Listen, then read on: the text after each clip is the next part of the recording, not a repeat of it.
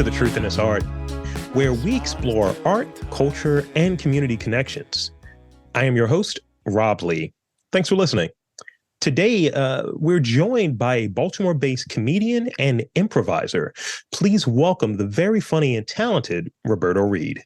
Welcome to the podcast. Thanks for having me. Thank you for coming on. It's very rare. I think you might be the second, maybe the third person with the derivative or version of Robert or Rob or something like that. So it's a very small group of us that have been on this podcast. Seems that way. Yeah, I do seem to meet a lot of Robs out there. Yes. And I'm thrilled to have you on. I remember, checking you out at Big actually a few months back. And I just remember being there and I'm like, okay, this dude is funny. I got to talk with this guy. And then like the audience kind of like fake hated you and you kind of called it out, which I thought was really funny. Which show did you see? This was the Artscape thing. Right. Oh my gosh. Yes. No, that was fun. I've tended to lean into those roles sometimes where I can like play a bad guy. And then at some points I'm not quite sure if they think I'm really a bad guy. So I kind of circle back, but yeah, it's always fun. I talked about that a bit and I was like, this guy's a villain. I like it. Thanks. So, as we start off, I like to kick it over because I think there's a lot of energy and a lot of juice with how, we denote ourselves, how we describe ourselves. Like, folks introduce me and say, he's a podcaster. And I'm like, I use the term, audio wizard. That's what I use. So, that's right. For you, again, thrilled to have you here. To kick things off, could you share a bit about you and like introduce yourself to the audience? Man, I'll be honest. This is the first time I've been given the opportunity to have to do this. I'm a comedian. I'm in the beginning of my career. I have been performing stand-up for 2.5 years now, and I've been improvising for about 2 years. It's kind of a journey that I started years ago. I mean, I'm only 22 years old, but when I was in high school, I remember not having any plans for a career other than wanting to make people laugh and wanting to be in a career where I could be creative and write. And so, I think, to be honest, it's a tough question because I think I'm still in that self-discovery part of my life at the moment. Yeah. I'm still trying to figure out what it is that I realize that there's a difference between what makes you happy and what excites you and what you want to be doing, what you find yourself doing, and you don't realize how much you're enjoying yourself. Yeah. And so, it makes me happy to, I enjoy myself doing various things, but I think I've found myself recently becoming the most engaged when I'm writing and when I'm helping others hone their work and honing my own work and my craft. And the other day I got to help a buddy of mine write his bachelor speech or his first man speech for his buddy's wedding, and it genuinely was one of the most thrilling afternoons of my life because I cut his speech down from 4 pages to 1. And it was doing that I realized like that's the work that I want to be doing. But as a performer, I realized that I like the time when I am the most myself or that everything else kind of disappears is when I'm on stage and when I'm just in that. There's kind of like, it's only been described to me as that feeling, which is just, you're just in the zone and kind of everything disappears and everything feels right. And I'm just trying to chase that right now. I hear you. And thank you. I mean, we're absolutely going to dive deeper into some of those things. You teased a few, so I appreciate that. Sure. And yeah, you run into people all the time like, oh, you're funny. You should do this. You should do that. And I say, I have no interest. None. Can't do it. Can't get on stage. Yeah. I'm huge. I'm tall. I mean, it's just all over the place. It's like, just me, So it's just much more attention in my area, and I shy away from attention. Hence, I'm a podcaster. Sure. So talk about a bit about sort of that initial moment when, you kind of realize sort of this passion for comedy, for improvisation, for writing, like any of those moments. Like, can you walk through those sort of initial moments where did you have an uncle to say, what, that's really funny, or a friend at school that's like, all right, that's a good bit right there, and kind of go from there, like, in giving you the pad time, if you will. When I think of sort of doing this, someone helped me realize it actually through this podcast. I was a master's of ceremony when I was like 5. Oh, wow. No Really? notion of being afraid on stage, which I am now. I'm terrified of stage, but no notion of being afraid on stage. And I'm just 5, and I'm 38 now. So it's like a really early period where it's like, you're going to be in front of people on a mic and kind of just controlling and framing this thing. And I don't know, I had a person who's a theater person mention this to me, and it was like, yeah, I think you had that early on. You just to give yourself enough credit for it. That I appreciate you saying that, because I think, well, one, I find that very interesting that looking back, it's something that has been around the whole time, because I think that's the case for me as well. That my whole life I have been performing. It's one of the best compliments my mom gives me is that I've got 2 older brothers, so I'm the youngest, and she mentions it all the time that I was making them laugh before I could speak, and it was my role, and I think there are reasons for that. I don't have to get into like the nitty gritty of like what a childhood is like, but I was in a household where people weren't exactly happy all the time, and I think somehow I felt it, without knowing it, I think I felt the need to ease the tension at times, and because of that, and that always came out in humor. Like I would just be the one to make a joke or be doing a bit, be doing a character when things were tense, and it would make my dad laugh, it would make my brothers laugh, and those were I think the moments that everything felt okay. And then that kind of just carried into school. I was a bad student. I was not. I Looking back, I am genuinely, I think about this pretty often nowadays, actually, is how bad of a student I must have been for the teacher. Like, knowing teachers nowadays, I know peers of mine that have grown up or in classrooms and talk about these kids, and I'm like, I was the guy that would not keep his mouth shut. But I remember looking back, I remember those were, I was always attempting to, I was never attempting to disrupt class. I think I would want to make people laugh, but I was trying to make the teacher laugh. It was never really about my peers. Like, I wasn't trying to make the teacher look bad. I was usually trying to like throw the teacher off their game a little bit, but kind of do so in a way that let them know that I was still listening. Yeah. But I was unable to control myself, I think, at the time. And then that kind of, it, as my brain got bigger and I started just doing bigger things, I still always wanted to be the center of attention, which I've like recently as an adult curved into being more respectful of other people's space, and but yeah, in college I was in the marching band, but I still like, that's 300 people that now I have a reason to be in front of all the time. So I'd still want to be a big personality. But I remember the moment that I knew like there was a way for me to have that feeling and pursue a career was in high school. I just started watching more comedy. I was a big fan of like Whose Line Is It Anyways? And there's a lot of my older brother, Zach, who I have this podcast with. He was a big fan of like British comedy, Sure. a bit of Fry and Laurie, and what is it, Blackadder and IT Crowd, like things like that. Kind of this like like not American comedy, not the type of thing you normally see, but it's all very, very character driven. And I just started seeing more of that, and it was like, oh, those are career professionals that are silly like that constantly. And I remember watching the show Comedians in Cars Getting Coffee, Jerry Seinfeld, and the way that they would talk about life as though, everybody thinks they're doing this magical thing, but it's like they're not. They're just kind of being, and that's how their brain works. And I think that gave me a lot of hope that I didn't have that I didn't have to like smush this feeling out of myself, Yeah. and two, that it was that other people felt similarly, and that I think from that, I just kind of made the decision. I remember I think I was 16 years old. I made the decision that I was going to be poor for 10 years.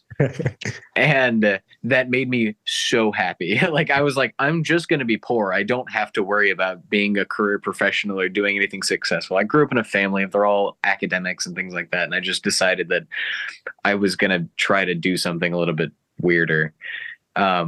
And it has since I'm still growing, but I'm trying not to lose that feeling.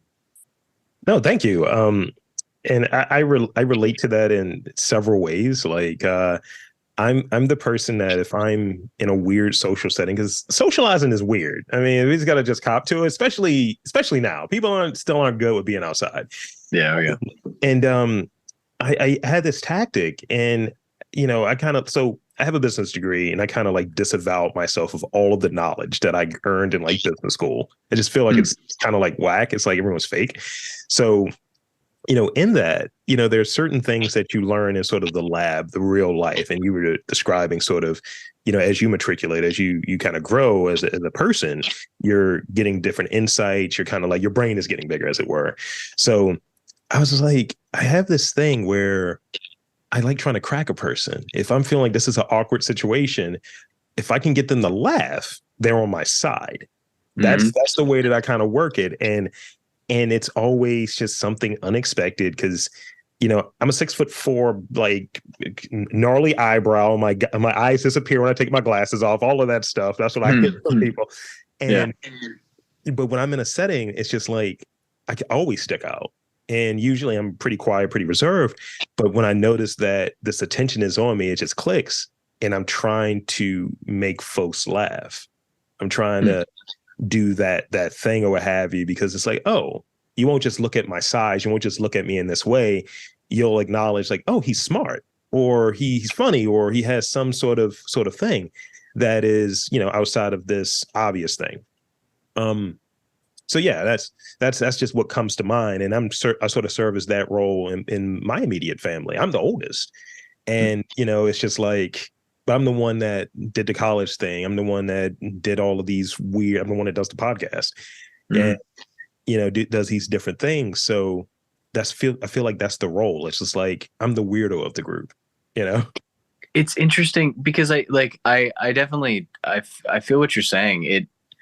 I think that feeling of trying to make people laugh, as it is the weird one. Like it's that role, like in a social gathering, if everybody is taking on normal roles or whatever, however you want to call them, and one person is the humor or whatever is taking that opportunity, it seems to be like they're the odd one out, odd being the word.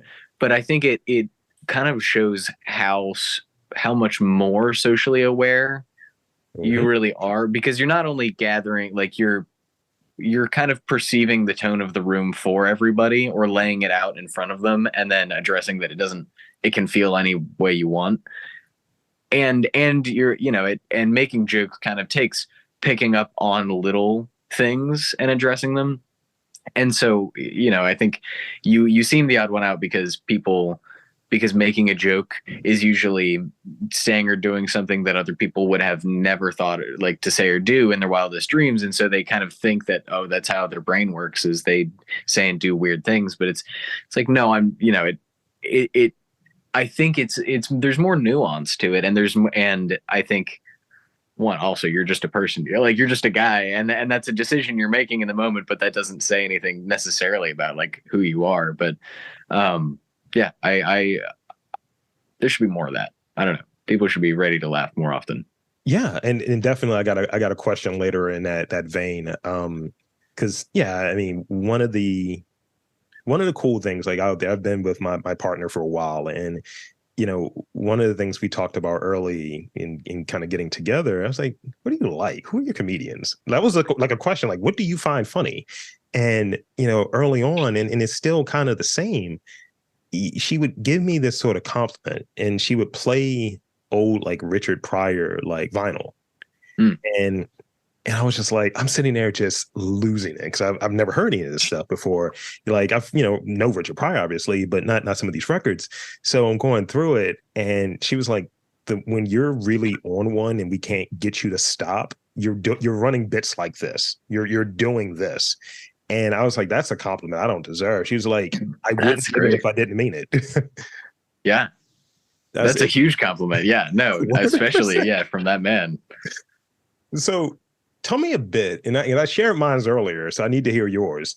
Tell me about that first time you like stepped on a stage, like the legit, like, because in theory, we're always on a stage, but in that Mhm. real sort of, was it an open mic situation? Was it improv? Was it like, yeah, I'm at school, I'm just going to run this bit right now, I'm going to do these jokes? What was that first time on stage to set the stage for us, if you will? The first time, I'm going to describe two instances because Sure. one was, I think the first time that I was stepping onto a stage alone with the purpose of speaking to make people laugh or doing whatever it was. And at a time where I knew that this was like the career path that I was going on, but I had not, it wouldn't be for another couple years that I would start it, was in my freshman year of college. I was 17. I was in the marching band, and there was at the end of what they called band camp. The marching band spends 2 weeks before anybody else arrives at the school. Same football team is there also, but we're running drill, and we're preparing for the first season. At the end of the long 2 weeks, there's a social gathering where it's a talent show. Each section of the band has to give a talent, and it's mostly just an opportunity to do whatever you want, like really do whatever you want and be creative as a team or whatever. And I was really, I don't even remember what my section did, but I was really pushing for me to be able to go up onto the stage before everybody and introduce us and introduce the set and just say a few things. And like I remember trying to like run like talking with them about like what might be funny for me to say or what's a funny way for me to set it up. And I don't know if it was just because I was really strong about it or what it was, but they just allowed me to do that Yeah. without really much explanation of what I was going to say or do. And I did it. And I didn't get, I remember not getting a terrible amount of laughs, but I do remember saying a few things that were the correct thing to say and, made everybody laugh in the moment and set it up. And I was like, oh, so that was the first time that I forcefully gave myself an opportunity to do so, that wasn't by accident or wasn't just like me performing just because that's something I do. It was like on purpose. And then it wasn't until maybe a year later. It was actually, I know the exact date because it was 2 days after COVID dropped. It was March 15th or something, 2020.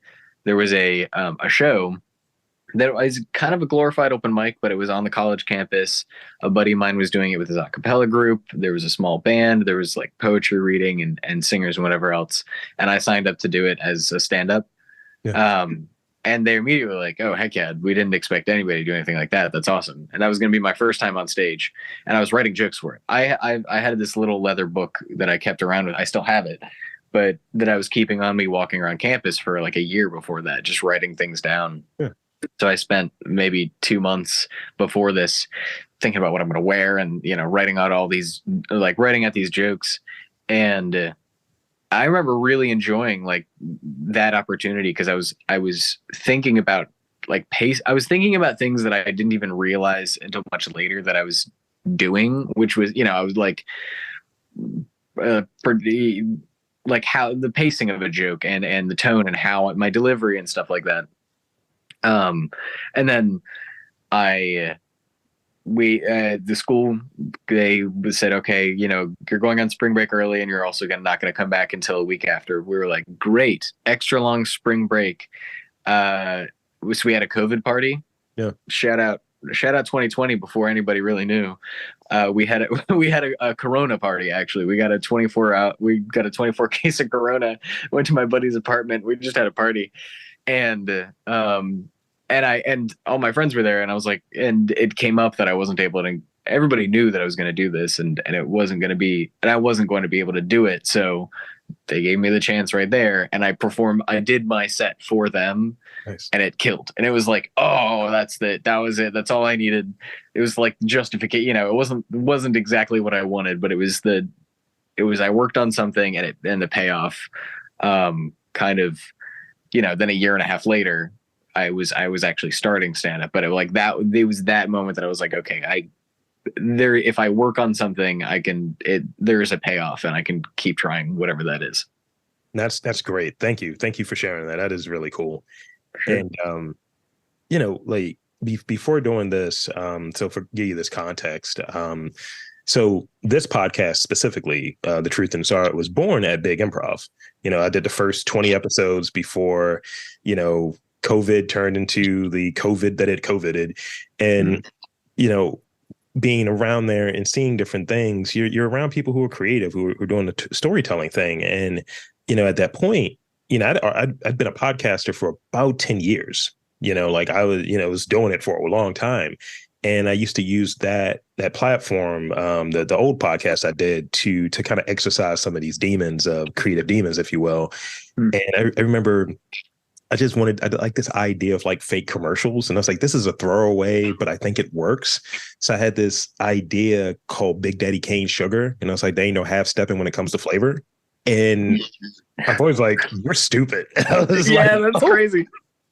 I was like, this is what I'm doing. And I think in part being around that and kind of just having like, these are one-offs, but I have sort of this flexibility to just do these. I can insert these fake ads within the podcast and be able to kind of exercise that other thing. Because what we would do in that podcast was we would cover the news and we would do it like a game. It was called like a New Challenger. So we'd have the Street Fighter thing going and pretty much I would reveal one detail, something very innocuous about the title of the story. The stories are always terrible real life stories.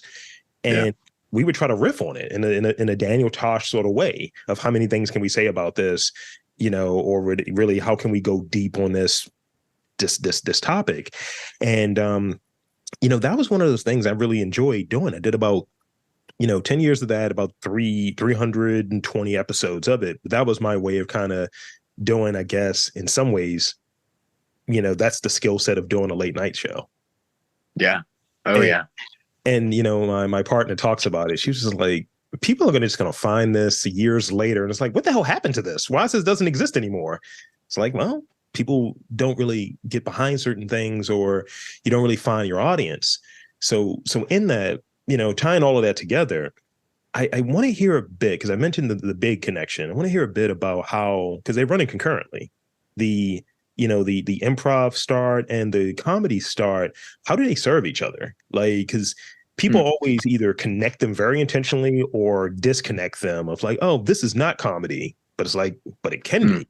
So talk a bit about how, doing both of those starting both of those around the same time, like those disciplines, how do they serve each other for you? I started performing stand-up about 9 months before I started doing improv, and it was solely by accident. In March of 2020, I was part of this Greek organization thing. They sent me into Baltimore for a conference, and we had one night off. We had one evening off, and I made the wild decision to take an Uber to go to an improv theater to go watch a show by myself. And just because I was like, I'm in the city, I have to do something comedy related. And I did. And it was awesome. I would have been maybe 18 years old. I saw a show at Big, and I was just laughing the whole time. I felt great. And there's this kind of opportunity at the end. They gave the audience to kind of be weird or whatever. And I totally leaned into it. And so and it was almost at that moment, I was still like playing with the idea of finishing college at all. And my grandparents hate me for this because I like it, just doing something weird like that. I was like, oh, I enjoy learning, but I needed to like find a fix. And so I decided, I was like, okay, I'm going to finish this semester. I'm going to try to move to Baltimore as soon as I can. And I'm going to join this improv theater and I'm going to start performing comedy like this. And and then COVID hit. I wasn't able to. And every time I looked at the classes online, they were virtual, which I didn't mind. But I was doing classes virtually, and I wanted it to be in person, and so I waited on that. And then 2021, I ended up getting a job at Magooby's Joke House. I started doing stand up there. That was my first open mic, was at their bar next door, and I kind of dove feet first into stand up, and it wasn't until later that my mom actually, it was a Christmas present, she got me the classes, the 101 classes there at Big. And I guess to actually answer the question, how do they inform each other? So to circle back to the first thing I said, I'm still figuring out my path necessarily. I'm still fine. Like I'm still looking for the fix properly. And I'm not, and I feel insecure sometimes about that. I'm not necessarily quite sure what to dive in towards anymore, because I'm trying to do all these different things to like get that feeling.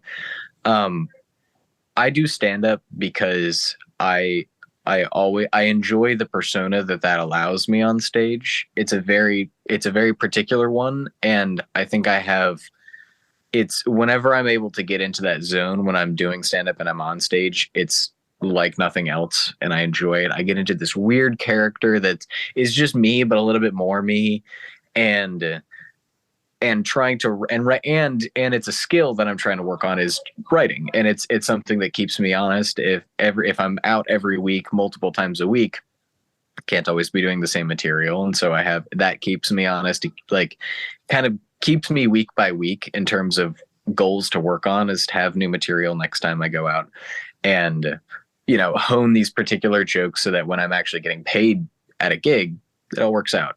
And I will say, in the time since I've started doing improv and I've finished the curriculum at Big, and now I'm practicing with an indie team and doing my own shows and producing my own shows at that theater, I'm just more comfortable. I don't have to feel like I'm pretending to be a stand-up comedian. I am a stand-up comedian. And doing improv kind of, I feel more free, because it, teaches you all those things of like getting out of your head and being at the top of your intelligence while still performing any weird act. You can still be weird and silly and crazy, but not be stupid. And I think that has given me that has helped me a lot. I think improv for me, it's a different muscle. I definitely separate the two of them in terms of the reason I do them. For improv, I want to I do improv, and I've been saying this kind of as a joke, but it's also true, I want to trick my way into a real job. I want to trick people into thinking that I deserve to be on their writers team, or collaborate with somebody often enough performing on shows that they're like, oh, that, because I also have I have a very analytical and objective mind when it comes to show production. I found that also I produce shows with Don't Tell Comedy in Baltimore. I'm their team here, and it's just two of us. And there's another wave of like inspiration comes over me when people ask like, okay, how should this be set up? I know how things should be set up, because I know how people feel when they enter a room, and I know how we can, like, you go in anywhere, a room that says comedy, it could have a stage, a light, and a microphone, and that's one thing. But if it has a stage, a light, a microphone, and a neon sign that says comedy, you're like, oh. And so that's a tool. Like, knowing that about people is a tool that you could use when producing anything. Is you create the tone of a room, and from the start, if there's music playing, it's lighthearted. The lights may be dim, but not all, like all these different things. And so I'm trying. Improv lets me exercise all these different facets of the business of comedy, but also stage production, but also show production, writing. I got all these different things involved that I want to be involved with, and I want to be surrounded by people that are like stand up is it's a one track. I'm working for myself, I'm selling myself, and you're going straight up in the elevator. You're going from open mic to feature to headliner to touring. Like, Yeah. there's a rule book for how you do that. And with improv, I know I want to collaborate with people, and I know I want to write with people, and I want to be on teams that are producing anything creatively and anything comedically.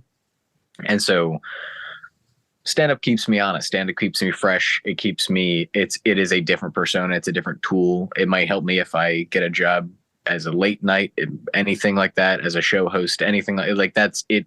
I'm going to keep it forever because I don't ever want to give it up. But improv is where I want to find a job, like a real job. It's a great answer. And, I'll say, like, I've made this comparison on this podcast before. And I think what people really think about it is value there. I think jazz musicians and comedians are cut from the same cloth. I think it's something about that, and this notion of going out, you're trying out material. It's sort of a late night. It can be intimate things. And there is, as you were describing, but the sort of elevator up, there's a track. Or you can be, a contributor. Like, oh, I'm playing, background here. Or if it's jazz adjacent, but you can be in the roots and be on a late night TV show. It's something in that vein. And, it is interesting because you had mentioned one thing that really, really caught my attention about sort of like the reps, being able to do these things and being able to have this set up. I've tried to do different programming because I'm very interested in that area and putting on a show. You're right. You go there, you see something that everything is DIY, right? To certain degrees here, what I'm able to access, and you have the idea, you try to figure it out, but it's certain small things that make it move up. Like if you don't have music going, or if you don't have the thing timed out right, if you don't have that neon sign that says there's comedy here or music or whatever, people don't know what to expect. So it's almost an inferred contract in a way that if you're going there, you're going to get this. I'm not saying I'm going to be funny. I'm not saying I'm going to be interesting, but this is what we're intending to deliver to you. So, the last, sort of event that I did in this vein was I do these movie screenings, and I did a screening of The Blackening at Big. And, I had a whole narrative that ran through it. It was like three people there, earlier in the summer. And, it's a Black movie and it came from this improv group, all of this stuff. It all ties there.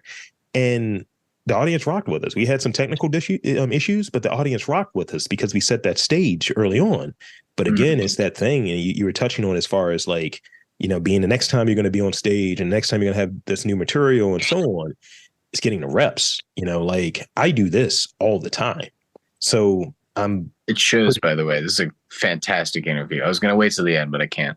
Oh, thank you. I appreciate it so much. But when it comes to doing sort of this next thing, sort of to stretch it out, because I like the way you were describing improv is it's a broader way to do all of these other things that you're interested in. Whereas this is kind of the same. It's like, yeah, I can do a podcast. I can, but the moment that I try to stretch outside of it, like I want to moderate, I can do this, I can do this, I can do panels, all of this different stuff. Oh, you're just a podcaster. But if you're on stage and you're organizing something, then you're much more than that, but it's very complementary skills. Mm-hmm.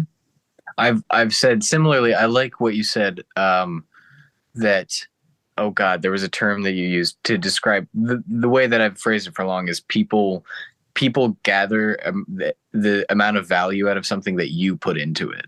So if they see that you value the space and you value the opportunity to perform in front of these people, if you're producing a show, if you're the creator, you can, if it's an interview show, you can have a folding table with chairs, or you can have a table that's got a tablecloth, and people don't necessarily look and they're like, oh, they got a tablecloth, nice job, but they feel it. And that's the most important thing, because it is all about, like, from the moment they step into the theater, even not even to the showroom, the feeling is already being catered to their night, and so and at that point, it's just like, what do you want from anything that you're doing?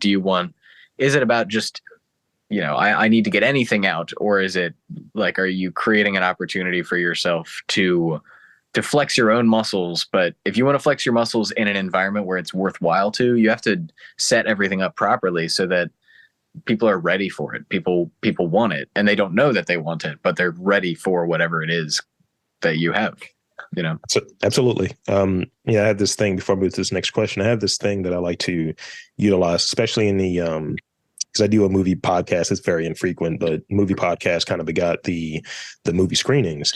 And one of the things that I have in the movie podcast, because I don't think there's quote unquote bad movies. I think every movie can move up a level. You know, I call it the one fix. And I was like, maybe higher budget, you know, or better actors.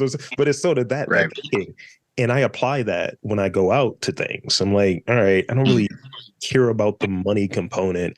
And, you know, when I was sitting there, when I first became aware of you and your work and really had a great time, I was like, I like this dude.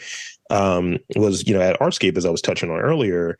And I'm just kind of hanging out with folks that are doing their final tweaks, their final preps for like, okay, this is what I want to do. And I was happy to say that I was able to book a few interviews with folks there, you, Michael, and but also, you know, just kind of having this thing. I'm just hanging out with comedians at like Big. I was like, this is cool. I like this. I like this a lot. And it's something about that vibe and that energy. And so as I go in, it's like I might like this person, but I haven't seen them do stand up yet. I haven't seen them do their jokes or anything. So, you know, I'm kind of going through, and I reached out to some folks that I liked, and I didn't reach out to some folks right now. It's like, I need to see you again. You know, I need to see more of your stuff. But I'm thinking about it from that standpoint, it's analytical, because I'm a data analyst. Think about it from that standpoint of, you know, like, all right, what is that one fix? You know, is it that was the material not for me, but it's still funny, but it's like, I'm not their audience, or what is it? And kind of thinking through things in that way. All right. Well, meaning I'm not sure if there was I missed a question there, but it was making me think about something else. No, please. Just what you say about like meeting people and being and enjoying their company, talking to comedians, just behind the scenes, green room type thing. I'm constantly astounded at. I know many comedians, but I often meet them first and then see them perform maybe an hour or two later, and I am constantly astounded at who people become once they get onto stage. It's fascinating to me because it's not always like they're a different person. Sometimes they go up and they're the same person, just slightly more. Sometimes they go up and it's somebody else. And I'm it always kind of gives me life to see people exercise themselves that way. And to know that, like, you know, whatever it is that I'm doing, that when I get on stage and I start performing, that other people feel the same way. And it can take any form. It can take absolute, like, there are people that, some of my favorite stand-ups in the DMV, they'll just get up on stage and they just, like, this one guy, I think his name is Stephen Chen.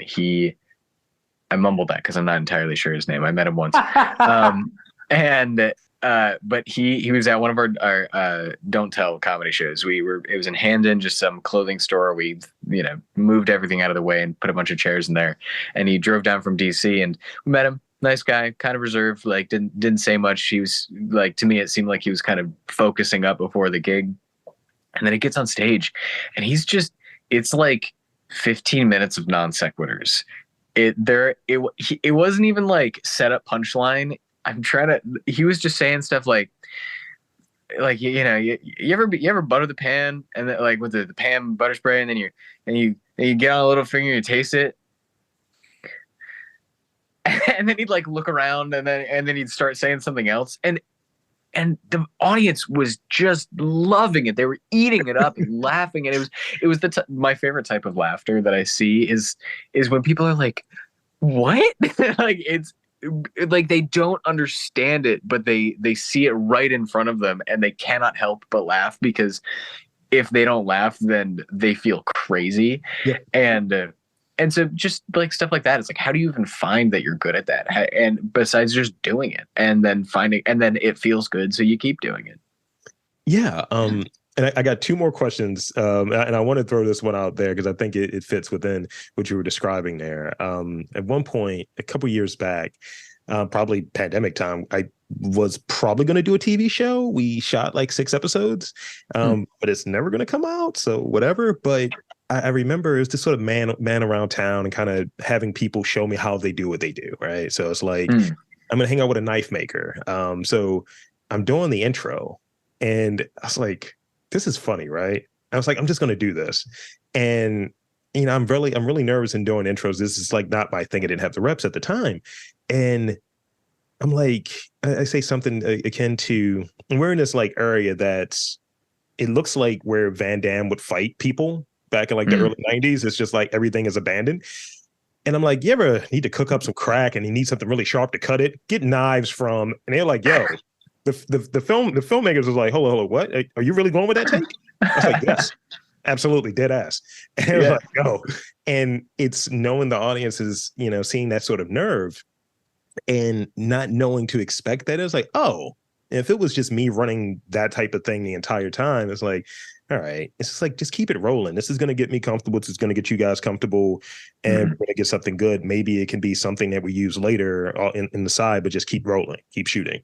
But yeah, it was just shooting that shot, I guess, at that moment. Cause I was like, this is going to not be received well. And they could just sandbag it. And they were like, you're an ass. That's funny. That's really funny. I like that a lot. I like the idea of something being a little bit feeling on an edge, but it came naturally, obviously. So it came naturally for a reason, and trusting yourself as a comedian and as a creator, and trusting the feeling more than you trust, like, oh, when you think, you can step back and look at it analytically, like, oh, will people like this based on the tone and this and that?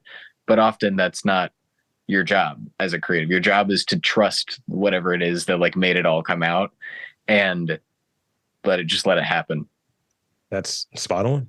Spot on. So these last two real questions are in this vein of like sort of process and even that sort of the talking about certain topics within comedy. So I want to start off with the process piece. So I'm curious about your process, where it is now, and again, you were saying like this sort of trajectory over the last like few years, but can you talk us through a bit? And you've touched on it a bit earlier of like having that the having something to write on, having something to capture ideas, but how do you what does that process look like for you, that initial idea to sort of the final tweaks, putting it out there in the universe, and doing it on stage, doing it in front of people?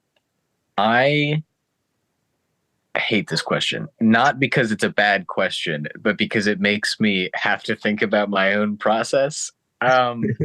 It's something that I struggle with terribly, is like, I'm astounded that people can just be like, all right, on Tuesday 3 to 5, I'm going to go to the library and I'm going to focus. I do not have that. Like, my focus just is absent, and then it'll arrive in the middle of the night, and then it'll disappear again, and then I'll just be driving and I'll be like I'll have all these ideas and like everything kind of pieced together, and then I have to, like, I'll be driving and I'll have my phone up and I'll just be talking into my notes, trying to get a certain, like, the pacing of a certain idea out, and it is so random. And that, like, truly, when at least the first instance of many of like my best ideas, or at least when it comes to stand up, my best jokes are usually by accident. Or I'll be writing, I'll be like I'll write 2 pages trying to work out an idea, and then from that, one of the jokes that I'm trying to make a part of that is funnier than the rest of it, so I'll tear out 2 pages and then start with that joke, and it's a different joke entirely. Like, it has nothing to do with anything I was just writing about. But and I think honestly, it's just been mostly about, I'm still in the mode of trying to figure out how to place my body in the best place to be creative in a certain way. And that's like, okay, I have to eat, I have to have a coffee, I have to, focus. I'll go to a coffee shop and I've realized my own focus. Like, I have to put AirPods in with nothing playing, my hood up, and I put sunglasses on. I'm like, all of my senses are like deadened, and only then am I able to like write.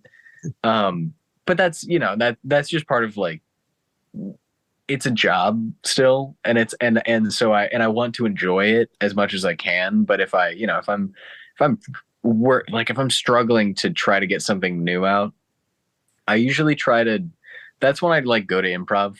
Like that's, to me, that's, if I'm like really struggling with trying to get something new out in stand up, I'm always thankful how often I either am meeting with my conservatory team at Big or my indie team, or I have some show where I'm just doing short form games or something. Like I can get back into, one of my Zen modes, which is like getting to be funny on stage, but without it being like my work. I'm getting to play off of others, and other people are making me laugh, and I'm, enjoyable. And then usually I'm in a better mode to just go up on a stage, like an open mic, and then just riff. And I may like bring up a topic. I think it's a bad crutch for a lot of comedians, but especially myself, that, if I think an idea is funny, but I haven't been able to write it properly, I just don't write it. And then you try to go up at an open mic and you just talk around it. Mhm. And I think that's good once. I think it's, you do that once or twice in the right context to try to work out an idea. But if it goes beyond that point where you just keep, like, you're like, all right, I'm going to put that in my set. And then, you keep going back multiple times, and you just talk, and you never actually write what you're going to say down. There are some comics that it all just comes naturally and they don't have to write their set. But I write, not word for word, but the jokes are written. Like the setups are specific and the jokes are written. And so I try to, I'll riff on stage. I'll see what sticks, and then whatever sticks, I kind of go back the next day. I write down what I said, and then you just keep folding. You try, you press it one more time, you fold it back, you press it one more time, you fold it back, and then eventually that's a joke. You have another 30 seconds added to your set. And then the next step for me is, where can I place that joke within my other material that it fits? Like, I've recently taken another step back looking at the whole thing and realized, like, now I'm not just looking at what jokes are working. I'm looking at like the set as a whole. Does it start strong? Does it have, I gain their trust? Can I get creative and playful? And then do I end strong? Like, and try not to tone shift too much. Try not to make it look too much like I'm doing material and then shifting to a joke. So there's like many steps to it. But I think the process for me is just stay busy. Like, the moment I slow down, I lose my mind. And and it makes me less creative, which makes me less busy, which, like, I kind of fall into this hole of like not wanting to do things because I haven't been. And so the moment I just go out and I go out and perform again, I feel fine. I feel great, and I'm back. And any second I have, I try to make it worth it. Need that fix. Yeah. Oh yeah, absolutely. So this is the last real question, and this kind of goes into that vein a bit, where I enjoy when comedy pushes boundaries. I don't really like sort of the safe thing. I think there are, if you're skilled at putting together a joke, anything can be funny. And I think now there are certain things that aren't allowed to be funny, right? And are there any topics, current contemporary topics or phenomena that you're just like, this is off limits for me? Or what are your thoughts around sort of like topics that you're not going to even consider for material? Interesting. There are topics that I wouldn't consider for material, not because I don't think people have the stomach for them, or it's not in classy culture or whatever. It's not appropriate. It's not appropriate to talk about. Not necessarily. I don't avoid things for that reason. I avoid things because I don't think I'm the comedian to say some of these things. And that honestly just comes from the voice that I've realized that I'm speaking from as a comedian. I don't think I'll ever have like, I've found this, a lot of comics that I know, are able to talk about serious things or able to talk about there's this particular comic I know, Matt Pennington. He has this, he like dances on this edge so often that it is hard to watch sometimes, like especially when when he has a bad set, it's just like, oh, you look terrible.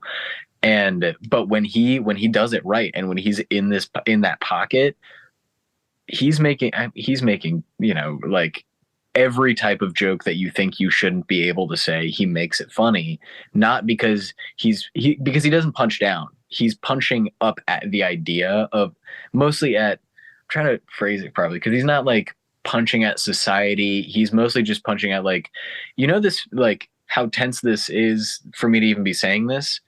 What, like, there is humor in why you feel tense, and it's never because it's not because you're a good person.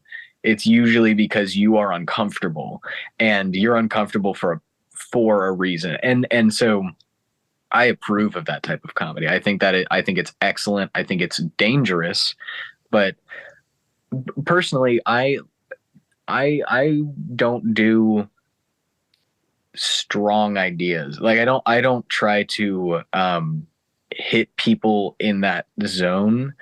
I'm trying to think what makes me funny. It is, and I think I've also found this about, like, kind of what separates me from the conventional stand up, and that's that I'm playing a character, and a lot of my jokes poke at, like, my physical presence, and because I'm a smaller man, I'm not the most masculine. I've got this, like, I have this look about me and whatever. And so I poke at that. I poke at my generation, because it's something that people don't like Gen Z, but there are reasons why you don't, and they're not all our fault, type thing. And they usually, and then eventually when I'm in the pocket, it's usually just I'm being silly, and I don't like being mean. It's funny. I sound like I'm surrounded by, it's a very dude bro energy to stand up, and I'm not that guy. And so this is me explaining all this. I'm like, oh, there's a reason they look at me the way they do, but it's because I'm enjoying myself. And so if I avoid a topic, it's not because I don't think it shouldn't be talked about. I think you can joke about absolutely anything. And I think some of the best stand-ups there are out there at the moment are exemplify just that, is that, like, they will make, Shane Gillis he's got all these jokes where, he's using the R word, and he's talking about, his family members with Down syndrome. And it's like, you shouldn't joke about that. Right. But it's finding that gray area and kind of just displaying it for people rather than punching down. You toss it into a room, and you kind of let the room feel about it what it will. And then you're just like, well, look at what you did, because I didn't do that. I didn't make the room feel like that. You got, and I don't know. But yeah, on that, I think people should stay in their lane. But have a healthy exercise of moving around however you want. However, that analogy works perfectly. No, that's great. And I'll say this before I go into these rapid fire questions. And thank you. That was a really great response there. Thanks. So before that podcast that I was doing beforehand, before we wrapped it up, my co-host, white guy, will have you, not the most masculine, vaguely Italian, those things, right? Nice. And I remember we were trying to not make fun of anything that was happening in 2020 around, like, George Floyd and all of that stuff, because it's a lot. It's hard to talk about any of that stuff. But I just like how, he became woke briefly. He's like, man, as a large black man, I should buy you lunch, man. Let's get Italian for lunch. And it was a lot of that energy. But I remember during the summer, it was like some of the greatest hits of him not knowing where to fit as a white guy. And he said something. He was like, so Rob, I got a serious question. What type of porn can I watch on Juneteenth? Should it only be ebony, or can it be interracial? He was saying it very earnestly, and I was like, that's hilarious. And the last thing that we said, going into the vein of who can say something and who can't, and I was like, yo, you're a straight cisgendered white guy, what have you. So there's sort of like limits of what you can probably say without getting a bunch of guff from it. And we were talking about, we had this episode we called what is it, problematic ice cream. And I was just like, I just want to do a version of Ben and Jerry's. And then we just started riffing back and forth. He was like, can it just be half like Briars and water? And whoever's buying it, we just like fun things that they hate. I was like, yes, it's called We Don't Kneel. It's called We Love the Yeah. Flag. All of these different things. Yeah. Yeah. Then the proceeds are going to like healthcare for trans people and all of this. Right. Right. He was just That's like, funny. let's do it. Yeah. He's like, that's sweet. That's perfect. Let's make it happen. And the Yeah. point I was making to him, I was like, you can't say that, but I can. Mm-hmm. Mm-hmm. So yeah, that's pretty much it when it comes to that stuff. And now this is the hot seat portion. I want to give you these rapid fire questions. I only got 3 of them. Sure. And so you mentioned earlier, television, like sort of the, you mentioned IT crowd, things of that nature. I don't know if you've checked it out, but you might like it. Toast of London. I enjoy that. Big fan. Yes. I was God, watching he's before one of my we got favorites. on. Yeah. Yeah. So in that, is there a TV character that you relate to most? Oh God. A TV character that I relate to most. I think honestly, and not because I relate to, I think that character exemplifies me. These are just the ones that of my favorite shows. Fry, from Futurama. He's just a dummy, man. He's so like, but he's so feeling. He's all feeling, and and he's very stupid. And I love the way he speaks. I think JD from Scrubs. Yeah. I think there are a lot of characters from Scrubs that I think each one of them I like there was a part of me. I think the janitor like was a big inspiration just because he like you could never didn't quite understand him. God, this is where all of my television knowledge flies out of my head. Yeah, I think those will be my 2 answers because I do think those are like have the most influential shows or the most rewatched shows I've ever of my lifetime are Futurama and Scrubs, and yeah, and like Bender and Fry, just like that dynamic of being all feeling, just absolutely no objectivity. Like I've just wanted that. And then the heart and within Scrubs, it's mostly of like how weird and thoughtful one can get while also having like deep, powerful, heartfelt emotions. I projected on too. That's great. I'll throw this out there because I think you might find it funny. I don't know. I always look at movies, but when it comes to TV shows, my partner, she's mentioned 4 different people, 3 of which are from the same show. And one is from something I'm like, I don't know about that one. So pretty much every black dude on the Office. So you got like from Patrice O'Neill to Stanley to Craig Robinson. She's like, you're an amalgamation of the 3 of them. I was like, fair enough. And then the other one that her and her kids mentioned, which I was like, that's wild. They were like, you're essentially Cal from Euphoria. I was like, wow, that's a lot. I was like, that is a lot. I know a very little amount about Euphoria, but I'm hoping it's a compliment. That's pretty good. It more so for one scene where he's like, no, you're all a bunch of assholes. It was just like that energy in his where he's he's talking to his family, by the way, when he says this. Yeah.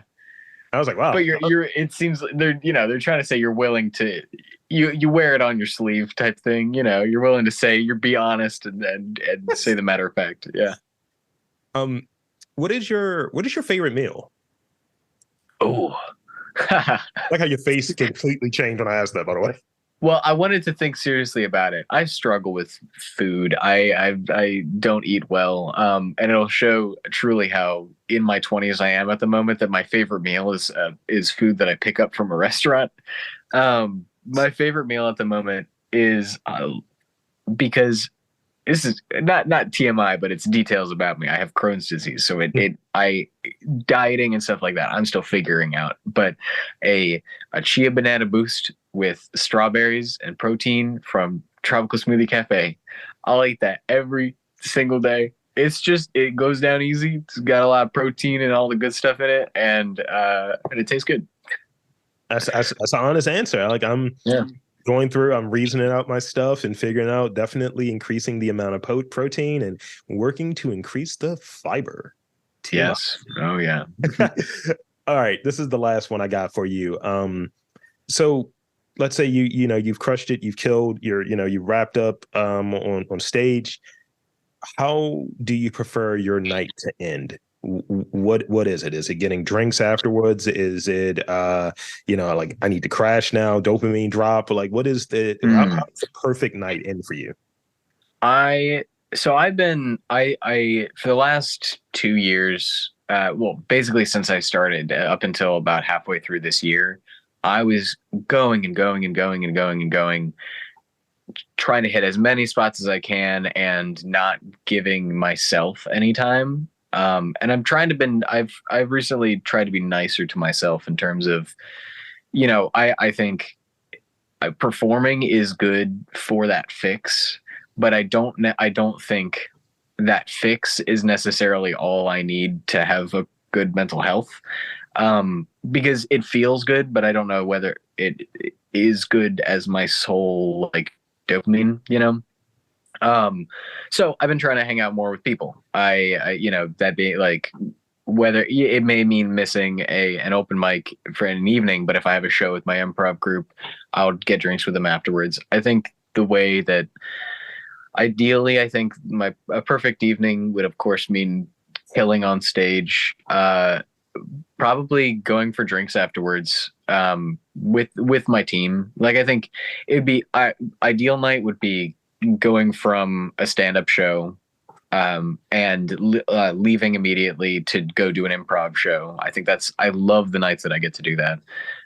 It is always, it's such a fun like twist or whatever, and going from improv and then being with my team and everybody's, if it's a nice show, go out for drinks. And then I still have a chronic, like I just stay up all night. Even though I work a morning job, I'll usually, my improv teams, they're all older than I am. They're all at least 6 years older, 6 to 12 years older than I am. And so they all get sleepy pretty early. So, we'll go out for drinks, enjoy ourselves. And then I go home. Honestly, great way to wind down at the end of my days has been, I live with my best friend. He's one of my roommates, and I'll get home, I'll smoke a joint with him, and he and I watch TV shows together. We're currently watching Invincible. We just finished Better Call Saul. It is one of just a great pleasure of mine, because it's when I finally I allow myself to vegetate and not do anything productive.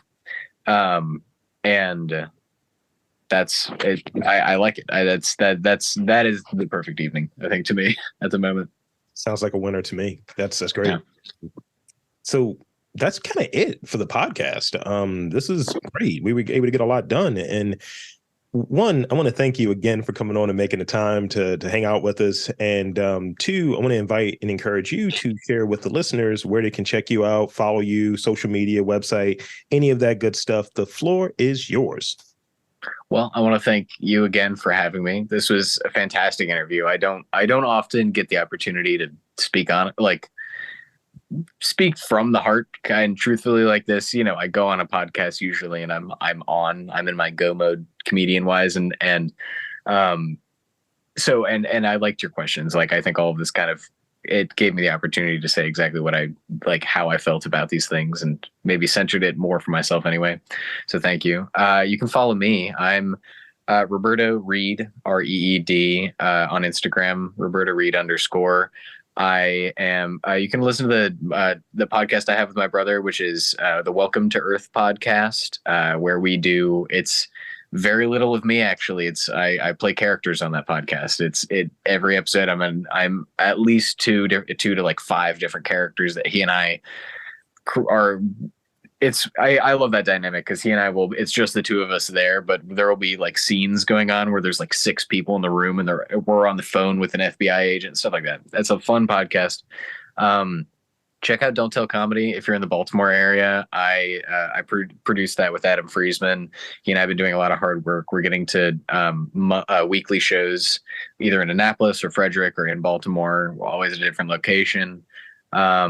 check out the Port Comedy Club. I'm a regular there, but it's a comedy club right in Fells Point that's run by comedians and owned by comedians, everything there. And so it is for the scene entirely.